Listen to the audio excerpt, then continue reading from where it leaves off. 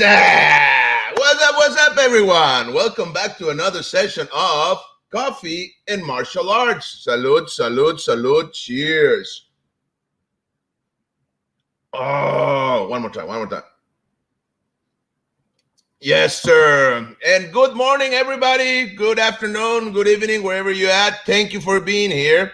Okay, today we have a great show, as usual. You know, I'm so lucky because I get to have these amazing guests here in the podcast. People from all over the place, amazing martial artists and amazing individuals who are willing to share their insights, their stories, and all the experience and wisdom gained through years and years of practice and training and, putting in the work. Okay, so all of these interviews are, I believe, very, very valuable for everybody that's watching this. And I can say for my own experience, they have really helped me. You know, I've been, like I said, very lucky to be able to do this. And I have learned a lot from so many talented martial artists and so many talented people. If you give yourself the time to listen to these individuals, to these amazing individuals, you will learn a lot. So today, it's no difference. Yes, sir. But before we go there, let me just say that we are going live through our Facebook page. Okay, Master Frank Soto, Kinetic Dragon. Okay, if you can like the page or follow us there, that really helps us. It doesn't cost you anything, and it helps us a lot to be able to promote and keep on doing this. Okay, to get to more people and to share the message. We're also going live through the Internacional with a Z, because it's in Espanol, International Hall of Fame of Argentina. Okay, we're going live through their page as well. So we have a lot of people in South America watching through this page. Salute to all the team and to Maestro Juan Martín Alvarez, who allows us to be a part of this amazing team. We're also going live through our YouTube channel, Kinetic Dragon. Okay, just look for the Kinetic Dragon. It's right there in the bottom. And also subscribe and click on the little bell if you're going to get notifications when we're going live. We go live every Tuesday and Thursday, 11 a.m. Pacific Daytime. Okay, so follow us there and like and share this video. Okay, and also make sure you leave a comment, ask your questions, leave a comment.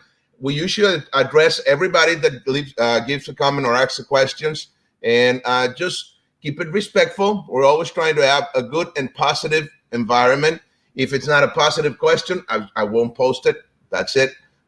Because, well, like I said, this is something positive designed for all of you guys that are watching. Okay.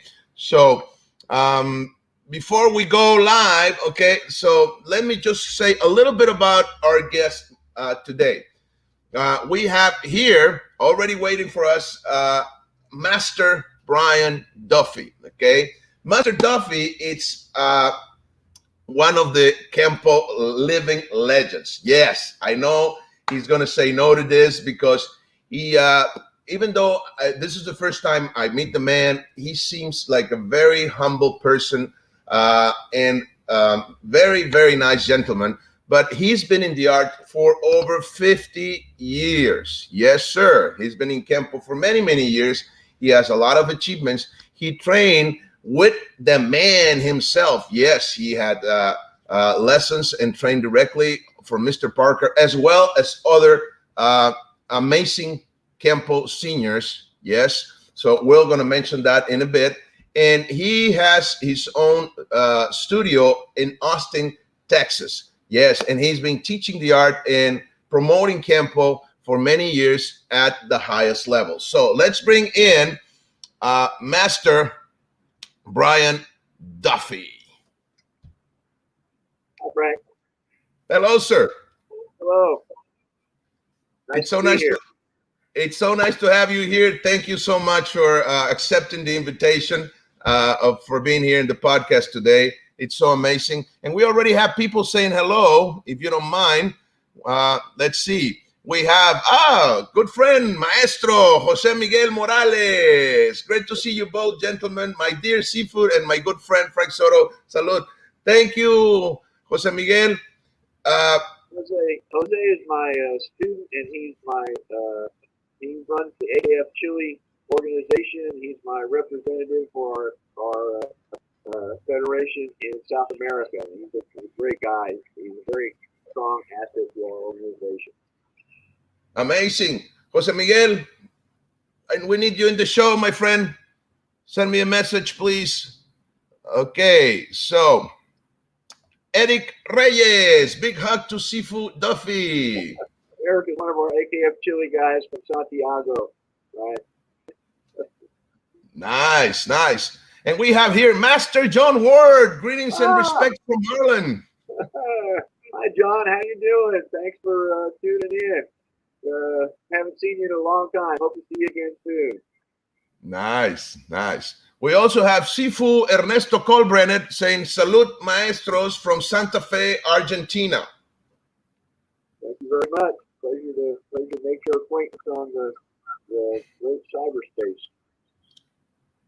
Thank you, Sifu. Well, sir, to go straight into the interview, I usually ask all of our guests here to share a brief, history or background of how you got into the martial arts up until today.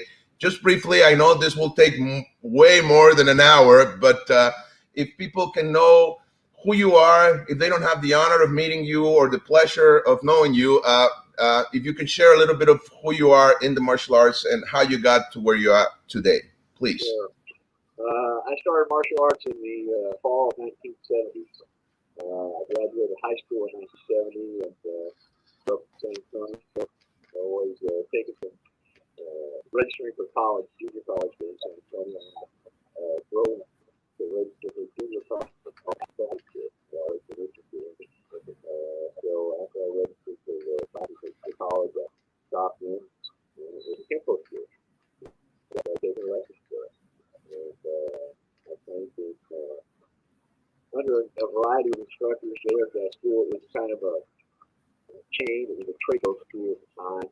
And they had managers that came in for a couple of years into my training.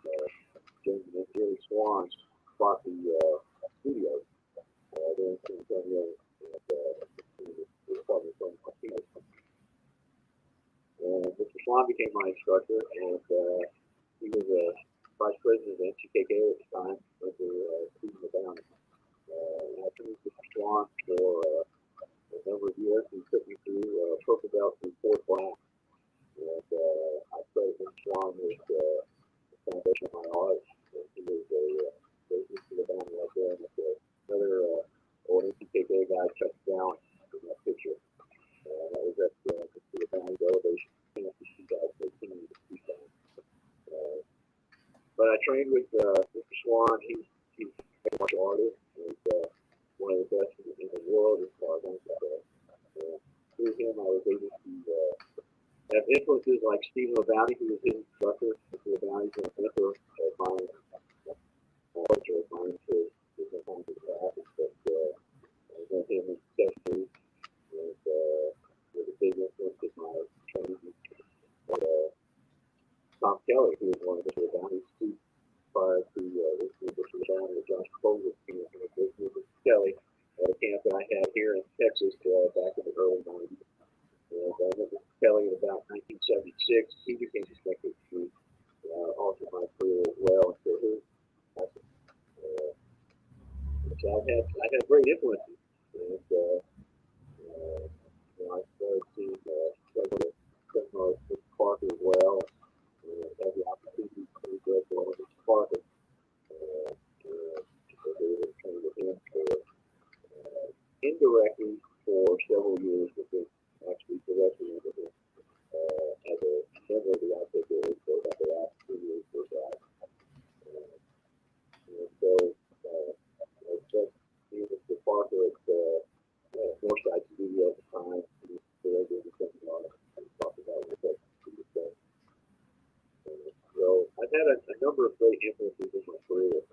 I've been very blessed to be associated with people that I have. That's in a nutshell. Nice. So So you've been a student of Mr. The Bounty and Mr. Kelly, right? As well Uh, as Mr. Parker. yes, I was never a direct student of either Mr. Labounty or Mr. Kelly. They were mentors. You were under that line, that Right. lineage. Yes, yes, I'm under that lineage. Correct. Right. And when did you start training directly with Mr. Parker, sir? I started bringing Mr. Parker into Austin in the early '80s to do seminars. I was Okay. still in KK at the time, but I was bringing him in, and that was when I talked about training him directly with him. Because whenever he came in, he always would make time for me, and we would go.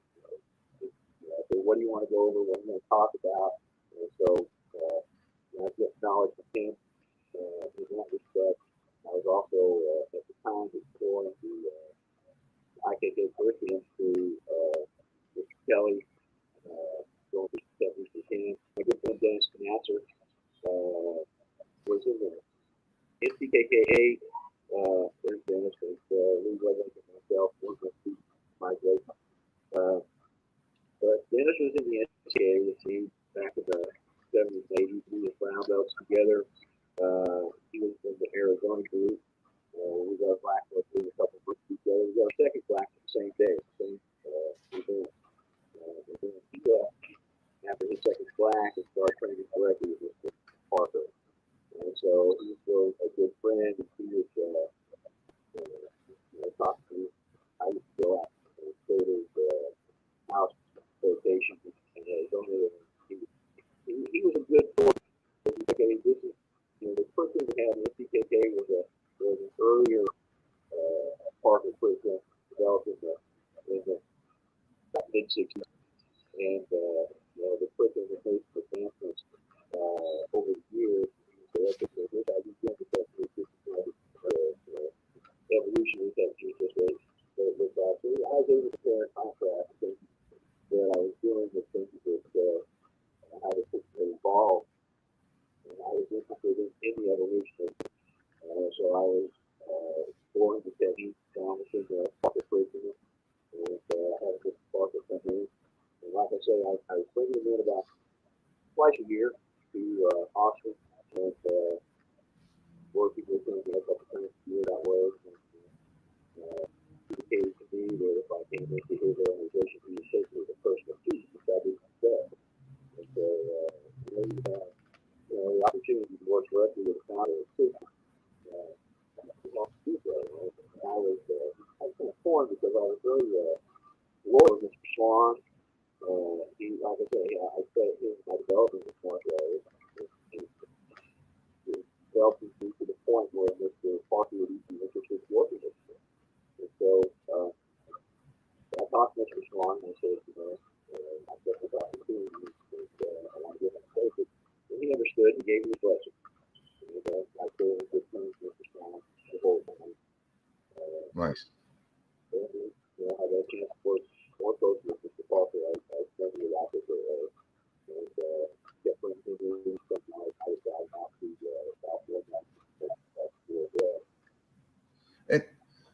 When did you open up your studio, your first studio? The studio here in Austin was actually a branch of Mr. Swan's school in San Antonio, and I moved up here in 1973 when he opened this branch to be the manager. I managed it for 3 years, and that was during my brown belt years. And after I got my black belt, I wanted my own studio, and I was looking at location to open a studio of my own. Mr. Swan offered to sell me this studio, and so I bought it from him in 1976. But I've been here, this organization it went from Kenpo Karate to Kenpo Karate in South Austin. When I took it over and Brian Duffy's Kenpo Karate. So 1973 we were teaching in Austin. So you've been teaching since 1973, basically? Yes. What, nonstop? Yes. I taught full time. Yeah, I taught full time from 73 to the end of '95. in 95, I took a job with the U.S. Postal Service. I was a mailman for about 24 years. At which point in time, I went to be a part-time.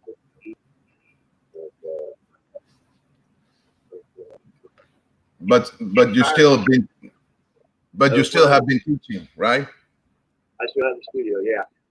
Wow. When I was retiring from the Postal Service, my son was saying, he was one of my classes, "Great, Dad. You know, now you can start teaching a daytime class again, and you can expand this."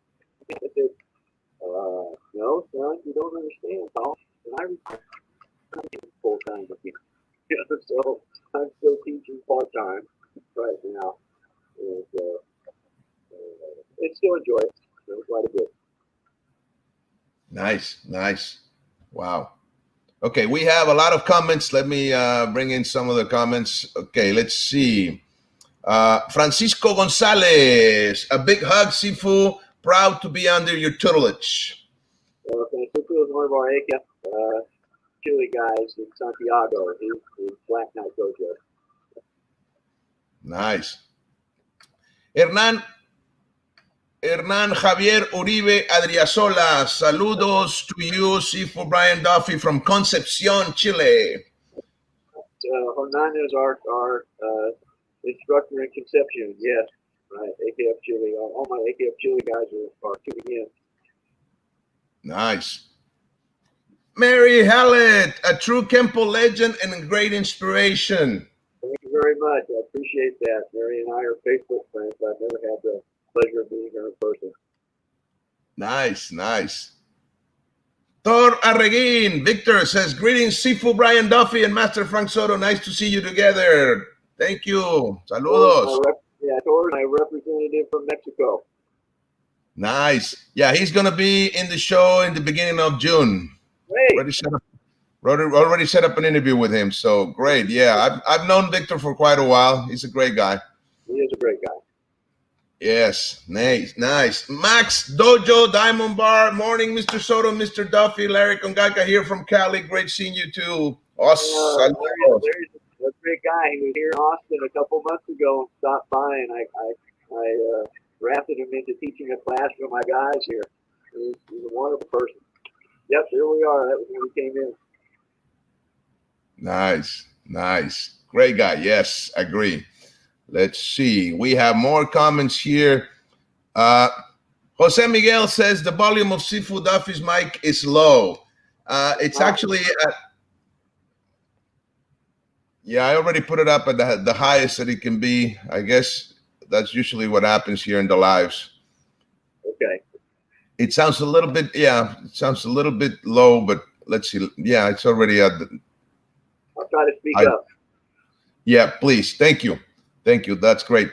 That's sometimes that happens with the internet. It's that's the things here. It's what makes it organic. So. Well, my laptop is ancient, and the little squirrel on the circle was probably getting tired. That's okay, sir. Still, we appreciate that you're here.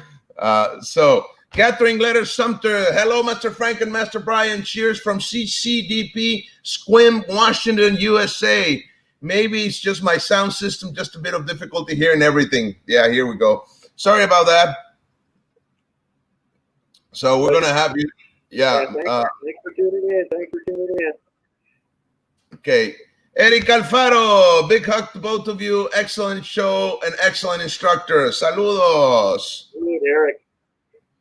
Mr. Alfaro is going to be here in the show tomorrow, actually. So let me share that a little bit. He's going to be here tomorrow. Yes, don't miss it. In Espanol, though, but it's going to be good. Okay.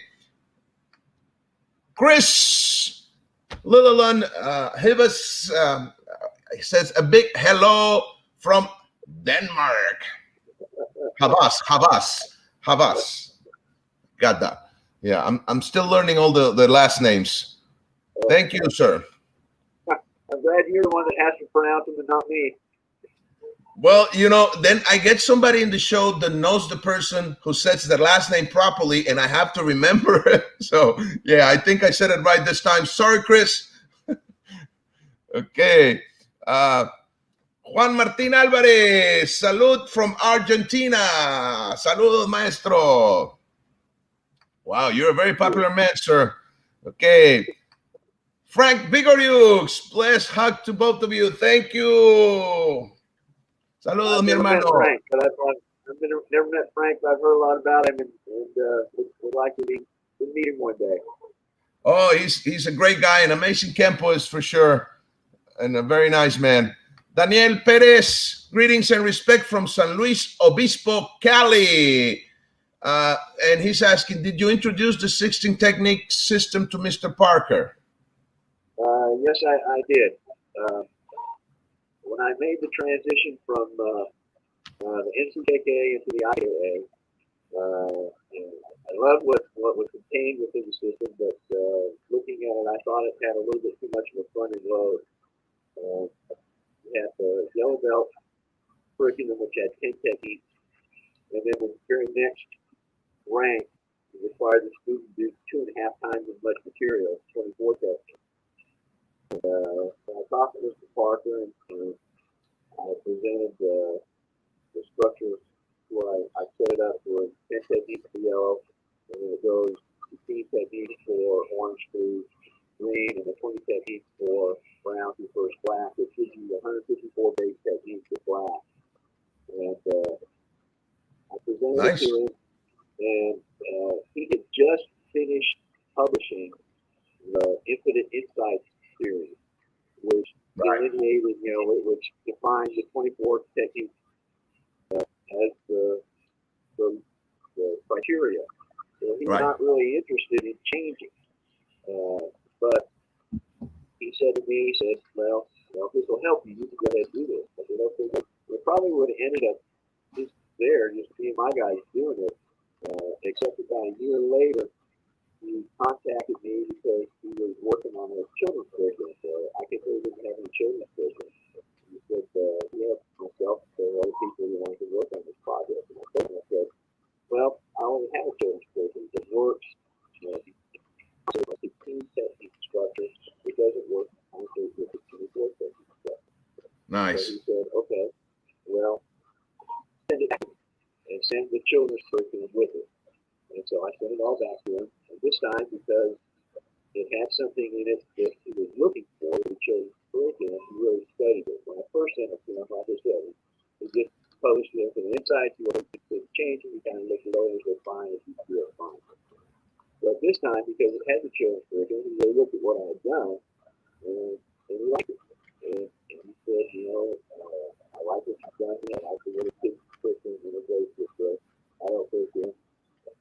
He said, problem is, people who have done the 24 technique curriculum are going to be very hesitant to change it. And they're like,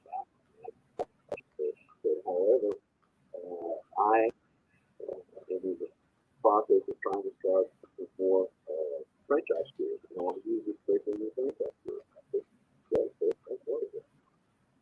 And then, from what I understand, talking to Edmund, it was getting ready to be sent out in mass to the whole group as an alternative curriculum the following year after the passed.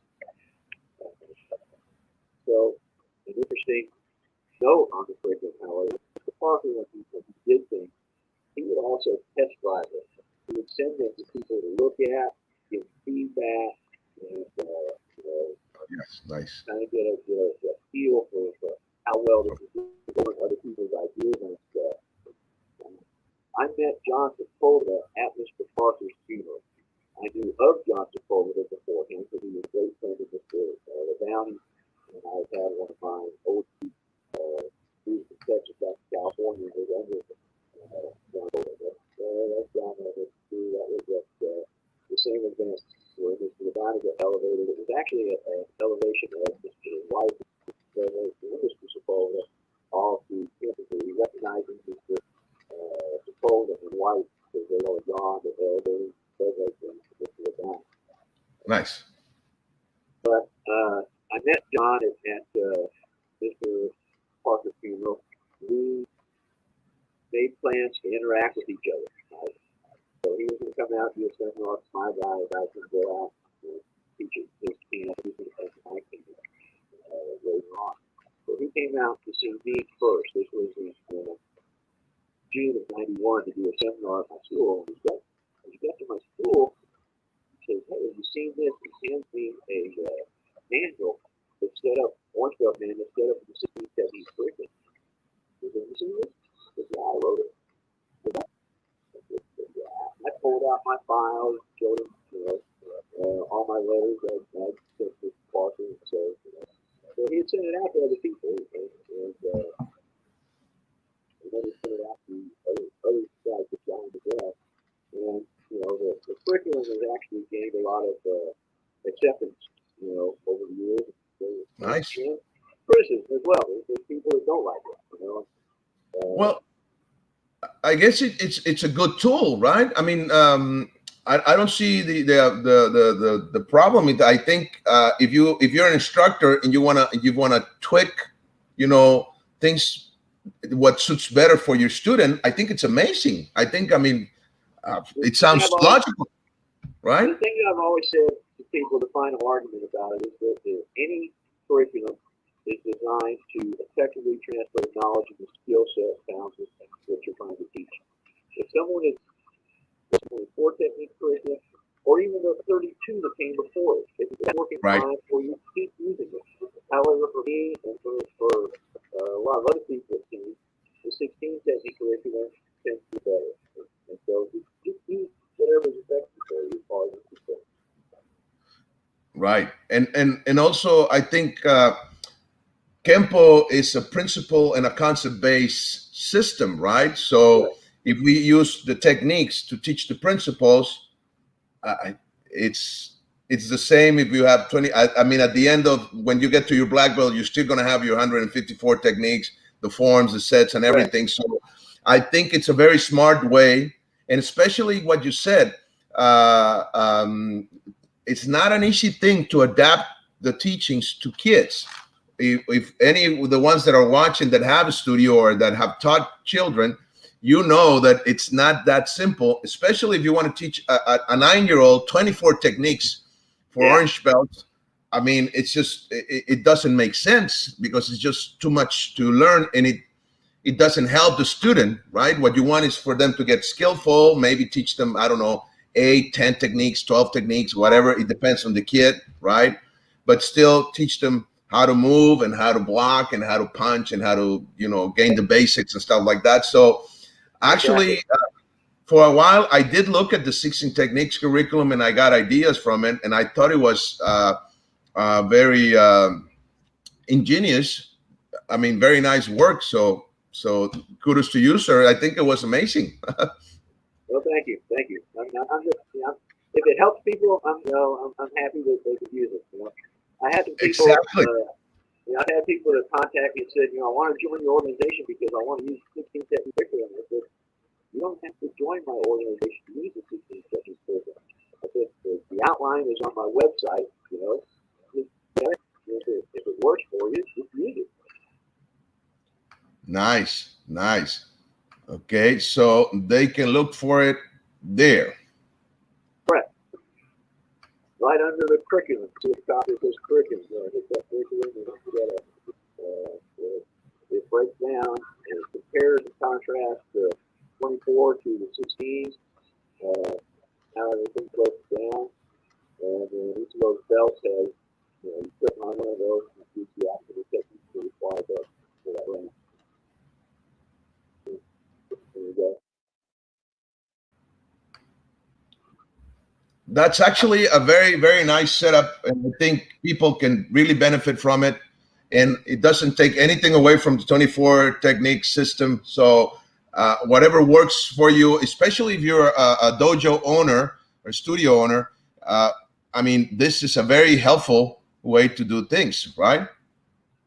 Well, that was one of the reasons for me developing it. I was teaching professionally still at the time, and as Kenpo has a lot more to it than a lot of other martial arts, and you're competing with the schools that have tons of kids in there, and every month they're going up to a new rank, and so allowing the student to see a little bit of progress in the early ranks is a retention tool, right? Now, that doesn't mean that you want to just, pass them along and give them out a belt, to keep them there. You still want quality instruction, but you still need to structure it so that people can progress at a nice, consistent rate. Beautiful, beautiful. I like that. Okay, we have more people saying hello. Diego Andres Salvucci, salud from Buenos Aires. Yeah, Frank Bigordy says, very difficult to hear in the dialogue. I think it's an audio issue there. Yes, we're aware of it, sir. Sorry about that. We're trying to fix it. But, Master Duffy here is raising his voice. So, okay. Yeah, I can hear you, sir. It's a little hard, but I can hear you. So, guys, if you're watching, just pay more attention. Get closer to the speaker. Sorry about that. Okay.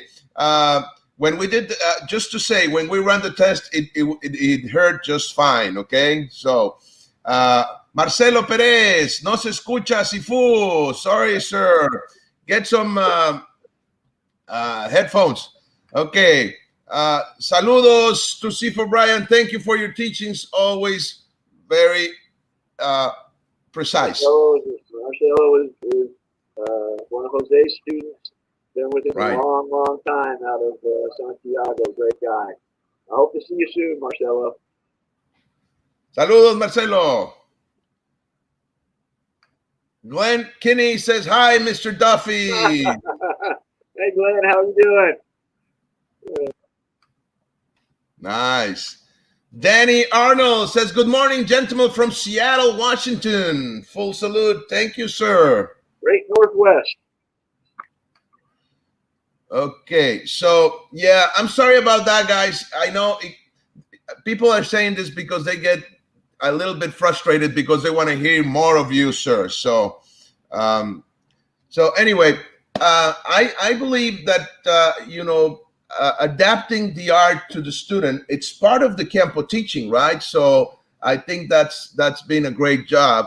And I see that you also, when you teach seminars, you teach a lot of the use of the staff. Can you elaborate on that, sir? Because I find that very interesting. Well, the system is set up, Spark set it up where there's empty hand versus empty hand. There's empty hand defender against a armed defender. There's an armed practitioner against an empty hand defender, but there's no armed versus armed within the system. So I take I made up a staff curriculum that's staff versus staff techniques, and it's off of the empty hand technique with some variations, obviously, because of the use of the weapon. And it just addresses the armed versus armed category that I guess within the Kenpo curriculum. Okay. And I developed a series of about 6 different staff forms on the website as well. And that's from seminar. That's in Chile. I was at Sean Kelly's organization's camp. I was one of the instructors there, and I did a staff staff seminar. People tend to like it. Their eyes, there's one of the reasons that one of the things that I do. And you can see it within the Parker system as well. If you look at Form 7, which is the pub set, basically it's empty hand techniques done with the pub. Right. And what used to really bug me is I have a student come in and say, hey, I bought this weapon. Can you show me how to use it? I can teach you how to use things for a long time now. Just take the things that I've already shown you and apply it to the weapon. And that's the key thing with the staff is the staff. We just take the same techniques that we do with the apply to the staff.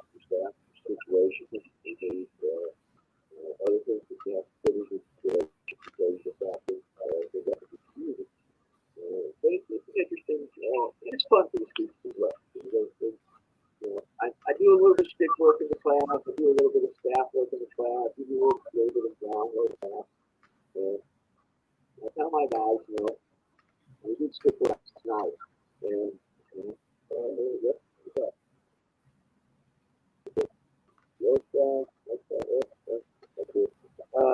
a little stick work last night, and I said, okay, here's the deal, guys. I don't want you, make stuff because I want you to become stick fighters. No, right? I want you, if you are attacked, and there's an impetus around that you can use, I want you to be able to go ahead and be comfortable using that. So not trying to make you a big stick fighter, not trying to make you the best person to use a staff, to do groundwork. I'm not trying to change you into being a grappler. But what we want to do is we want the skills that addresses all of these issues. And so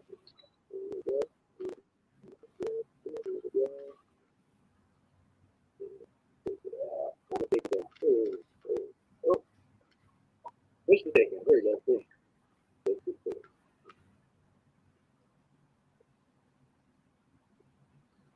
Nice, nice.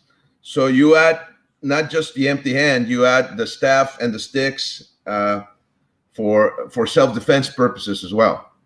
Yeah, yeah. And like you said, it's fun, right? Yeah, it's a variety. It's you get to do a little something different in class as well. And I try to get them to see how everything's based off empty hand curriculum. Everything we do is based off empty hand curriculum. And I try to get them to see the similarities between the empty hand movement and the weapon movement. Right? So they're not thinking about it. Every time someone picks up a weapon, they think, okay, this is something brand new, and I don't know anything about it, and I need to teach me how to use it. No, you take the same principles and concepts that you had in your empty hand and just apply it to a weapon. And, nice. Do you teach the knives as well, sir? I do a little bit of knife stuff. Yeah, I'm not my preference is impact weapons. Simply because if you have a gun, you got to put a bullet in somebody, right? Right. If you have a knife's purpose is to pierce flesh. So if you're going to fight somebody with a knife, you have to stab them or cut them, right? It's not that easy. But an impact weapon, a blunt weapon, can be used in a variety of ways. You can use it for pain compliance, right? Right. You can use it like the police do to attack large muscle groups to limit. If it gets down to the nitty gritty, then you can use your blunt weapon to crush bone as well. So, right. So you have a level of what do they call that? A force continuum that, yes. That you can use with a blunt weapon that is not necessarily available to you with a knife or a gun. Or a gun. And knives and guns have their place. It's just that my preference is with an impact weapon. Nice. Yes, it makes sense because a knife and a gun, it's just lethal. It's just in the force continuum, they're issued as lethal weapons. And, yes. and the club or the stick or the baton in the police, it's correct. Actually can be used, like you said, as pain compliance or other means of control. So beautiful. Nice. That's a nice logic behind it. Great. Let's see. So have you ever taught the police? Because it's nice that you mentioned the force continuum and all that stuff. No, I haven't. There was a time when I was looking at I had a student who was in a small suburban police department here, and I was looking at the possibility of doing some defensive tactics with police, and I actually studied a little bit on it because one of my black belts, many of my black belts have gone into law enforcement, but one of them was on SWAT team with the Plano Police Department, and I talked to him about the possibility of doing it. He gave me a couple of the manuals that they had, so I was reading the manuals about the force continuum and things like but then the Okay. opportunity never presented itself, and I haven't done it pretty good. Nice, nice. And I've seen that you are active in some Kenpo tournaments, right? That you have traveled to, what is it, Turkey or Europe or something like that. I saw that you did that, I don't know, 3-4 years ago. Actually, I did it. Yeah, 2000 was the first time. That's in Budapest, Hungary, in 2018. That was the last tournament I was in. My competition career has gone through various stages. I've retired from competition about 3 different times. My big competition years were in the late 70s, early 80s. When I was younger and I was hitting the tournament circuit, I was raised by some of the karate magazines here regionally. Never really made it into the national ratings. I was a regional rated character here. Primarily in forms, well, I was never rated in fighting, but I was rated in forms and weapons. In 1983, we had my son, and the year before that, I counted up all my karate weekends. Out of 52 weekends, there were like 35 or 36 of them at karate events. And my wife had always been a great supporter and followed me around all the tournaments, taking care of our young daughter. And I just didn't feel it was, fair of me to ask her to go to the stand all day long, taking care of my daughter and also our infant son. So I went ahead and retired from active tournament competition. Then it would just compete locally when there was a tournament coming around. And then after Mr. Parker died, I became director for the IKKA in this area, 7-state area around Texas here. And the regional directors meetings were always at the IKC, International Karate Championship. So I have started competing. I said, if I'm going to go out there, I might as well go ahead and compete when I go out there. So I had a good run in the 90s at the IKC. I Nice. first in forums 5 different years, and third 2 other years. I got a third in individual fighting 1 year, and I was on a couple of old man black belt teams that we took second place. So I had a good run there. And then when I had left the IKKA, formed the AKF, and it was a mailman as well, I kind of figured, okay, that was the end of my tournament career. And then in 2007, I got an invitation to be part of the U.S. Kenpo team. And I looked over the information, and it was something different than I had done. I knew that IKF, which is the International Kenpo Federation, has this world championship that they sponsor every year. It's based on the Olympic model. The fact that you have to be a representative of the country's team. You compete for medals, but then there's team championships as well. And it's something I've never done. Competing is always basically for yourself and your son as a competitor. You look for yourself, you do a chance to represent my country. And so I accepted the invitation, and I went to Budapest, Hungary in 2007 to compete in the World Championships there. I was part of a 4-man American team that got there. And I hadn't competed in 9 years, so I competed in 6 events. I competed in forms, empty-hand forms, empty-hand defense, weapon self-defense, team self-defense, and then I competed in semi-contact fighting as well. And, wow. If before I went, if you would have asked me, okay, what do you think your chances are? I was always a forms guy, a weapons forms guy, and I did a lot of self-defense demonstrations. So I thought, that's where I was at. And, the fighting would be the thing that I thought, was the least chance of me being any good at.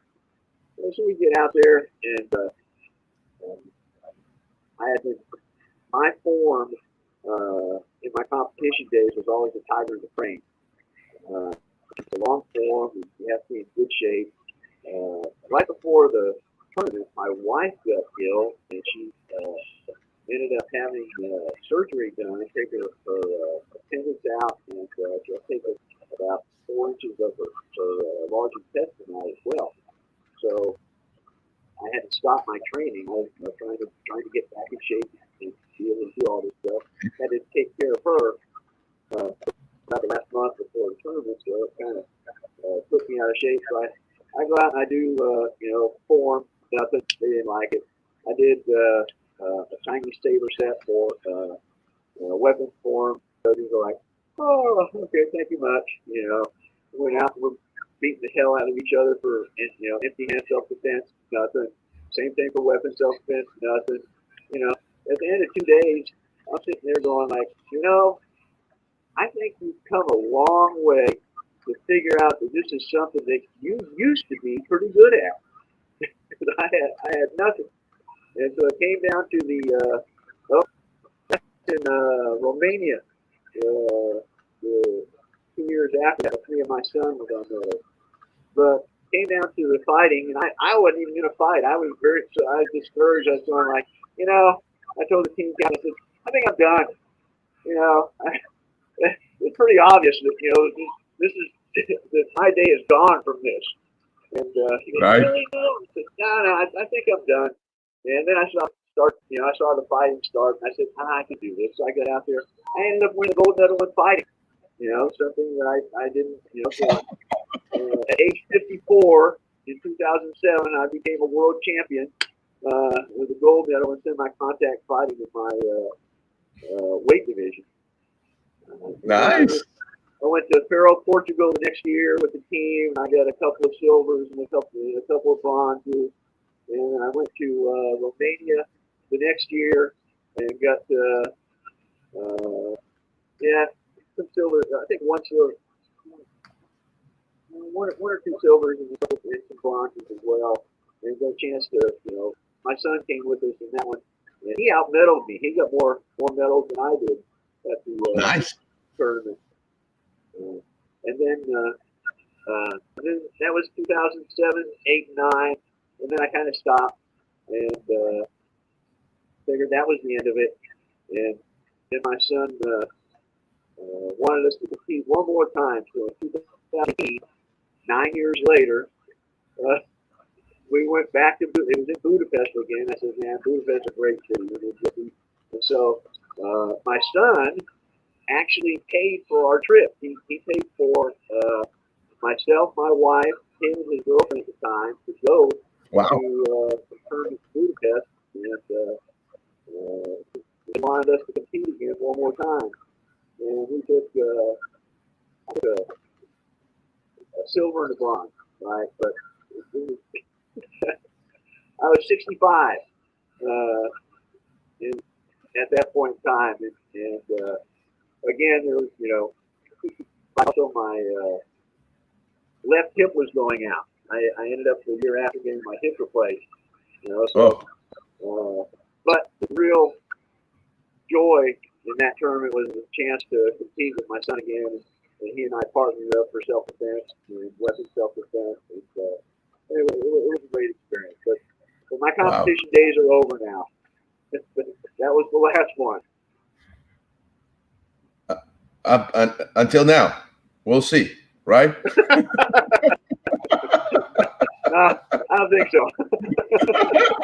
Of course, I said that 3 times already. See, there you go. That's what I'm saying. Nice. Okay, we have more people saying hello. Let's see. Okay. John Ward says, do you have any recordings of the crane side of the tiger and crane form? John, I don't. And I've been talking to Angelo Collado because he says he has some film of me back in the 90s doing the tiger and crane at the International. And I would really like to, see that because I don't have any film of me doing back in my competition days in the 80s or the 90s. And so Angelo keeps saying he's gonna come up with a video for me. He's a busy guy though.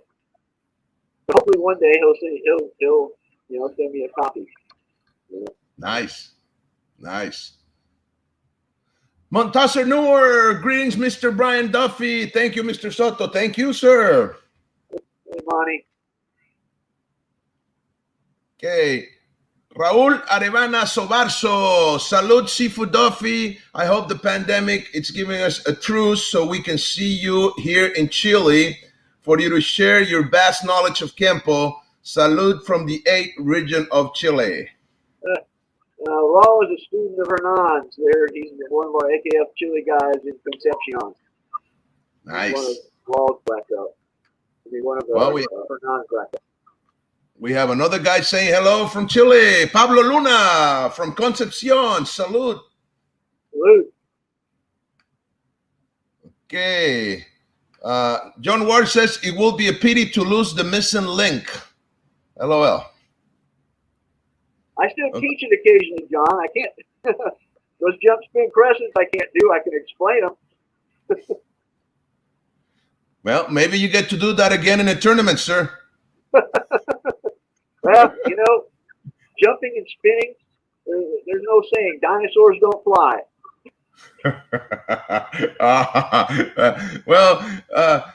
I don't know. You keep on going back to tournaments. That says you're still young, sir. Okay. Tito Bandido. Hi, sir. Hope all is good with all the Texas Kenpo family. Much love and respect. Full salute. Us. Okay.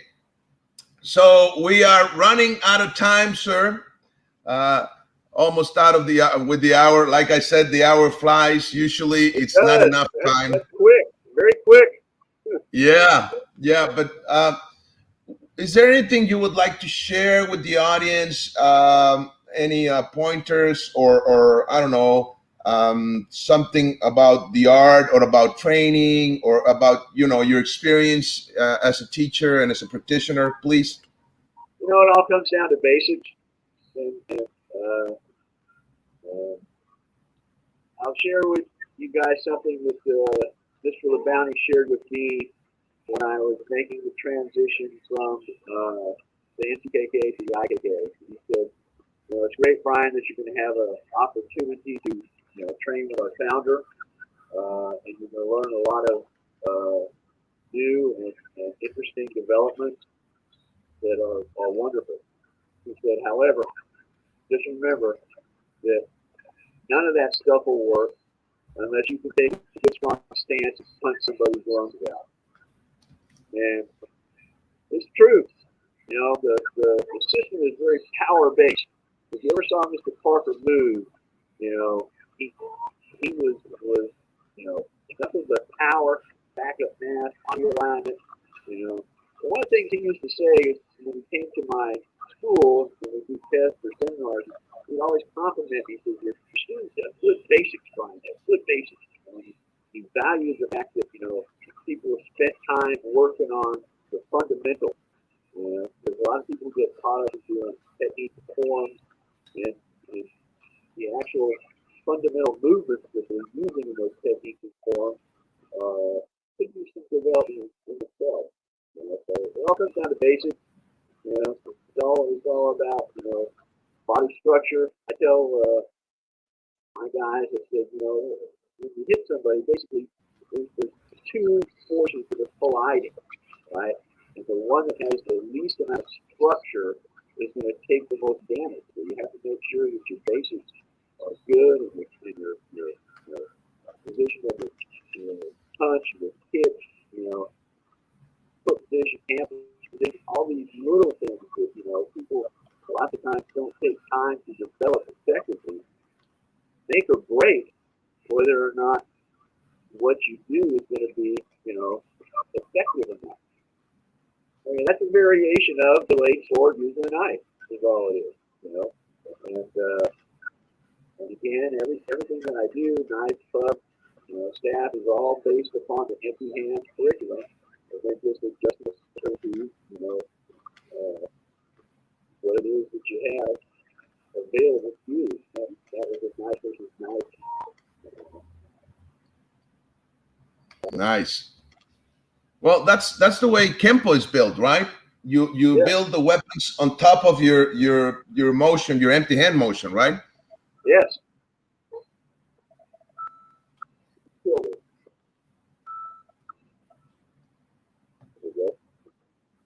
That's fine. Beautiful, beautiful. Well, thank you very much for this, sir. This has been amazing.